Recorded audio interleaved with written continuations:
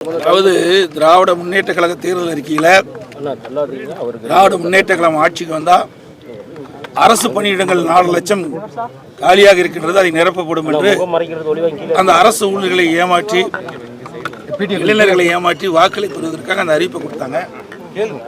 திராவிட முன்னேற்ற கழகம் 2021 ஆட்சிக்கு வந்த பிறகு இப்பொழுது 2025 நிதிநிலை அறிக்கையில் தெரிவித்தாங்க 50,000 பேர்களுக்கு தான் புதிதாக வேலைவாய்ப்பு கொடுக்கப்பட்டிருக்கிறது. அவருடைய செய்தி. ஆக 4 லட்சம் காலி பணிகளை இதுவரை நிரப்பவில்லை. அவள் கொடுக்கப்பட்ட வாக்குறுதியை நிறைவேற்றவில்லை. அது மட்டும் இல்லை, இந்த 4 ஆண்டுகளில் கிட்டத்தட்ட ஓய்வு பெற்றோருடைய எண்ணிக்கை அதிகம். 2 மாதத்துக்கு முன்பு கூட ஒரே மாதத்தில் 20,000 பேர் அரசு ஊழியர்கள் இன்றைக்கு பணி ஓய்வு பெற்றிருக்காங்க. அப்படி பார்க்கின்ற பொழுது இந்த 4 ஆண்டில் சுமார் 75,000க்கும் மேற்பட்டவர்கள் பணி ஓய்வு பெற்றிருக்கிறாங்க.